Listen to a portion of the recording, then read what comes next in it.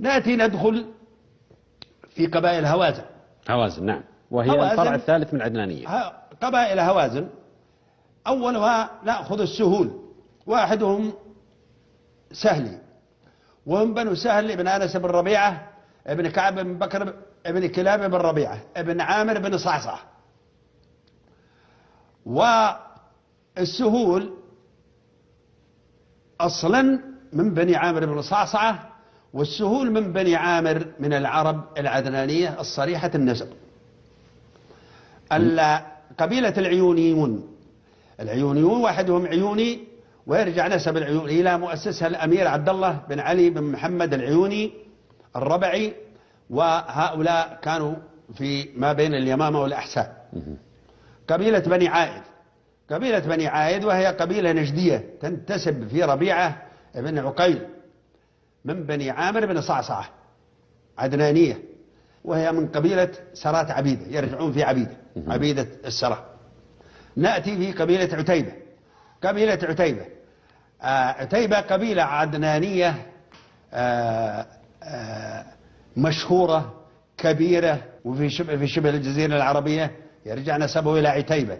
في الأصل يرجع إلى هوازن ابن منصور بن عكرمة ابن خصب بن قيس عيلان ابن مضر ابن نزار ابن معد ابن عدنان.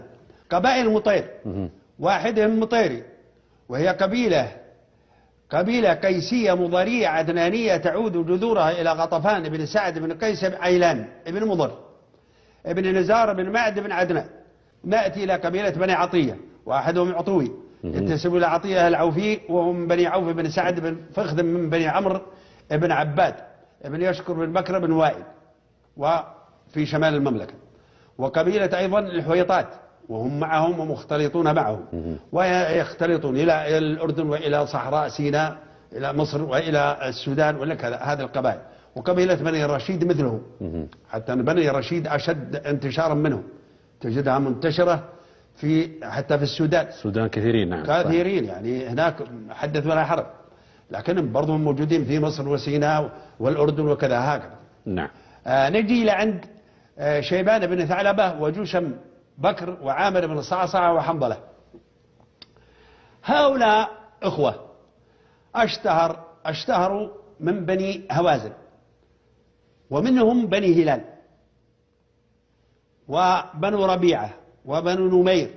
فأما بنو هلال وبنو سليم فكانوا مقيمين قبل الإسلام في نجد، لكنهم الآن بني هلال رحلوا ولم وصلوا إلى برك الغماد، فهم الآن في برك الغماد 5 عشائر أو 5 بطون. وبنو سليم هم أهل محافظة الكامل الموجودة بين جدة والمدينة ورغبة وهكذا. نجي إلى بنو ربيعة بن عامر، وهم الذين منهم الفرعان المشهوران كعب وكلاب. وقد اشتهر من كعب بن ربيعة عقيل وجعده، ومن بني كشير وغيرها. وكان من أبرز شخصيات بني عامر في هذه الفترة مجنون ليلى قيس بن الملوح ومعشوقته ليلى العامرية، بالإضافة إلى الشاعرة الكبيرة ليلى الأخيلية. هنا الله بنو كشير، والنسب الواحد كشيري، وكانوا من أبرز ومن وفودهم، من أكبر وفودهم وفد على النبي صلى الله عليه وسلم، وهو ثور ابن غدرة ابن عبد الله بن سلمة بن كشير. وقد أعلن إسلامه فأقطعه النبي صلى الله عليه وسلم قطيعة، وكتب له بذلك كتابا، وعدادهم اليوم في بني شهر. نأتي إلى بنو عقيل أضمحلوا في منطقة نجد، توزعوا في القبائل في نجد، فهم واختلطوا بجميع القبائل. أيضا بني قسي ابن منبه وهو ثقيف، ومنه القبيلة الشهيرة تنقسم 5 أقسام، وهم سكان الهدى والطائف ووج والشفا والمنطقة هذيك، ويختلطون مع قبيلة سبيع الغلبة، وهم قاعدتهم في الخرمة، وهناك الغريف، يمتدون إلى المنطقة هذيك ويمتدون إلى الحائر هنا، ويمتدون إلى رمح.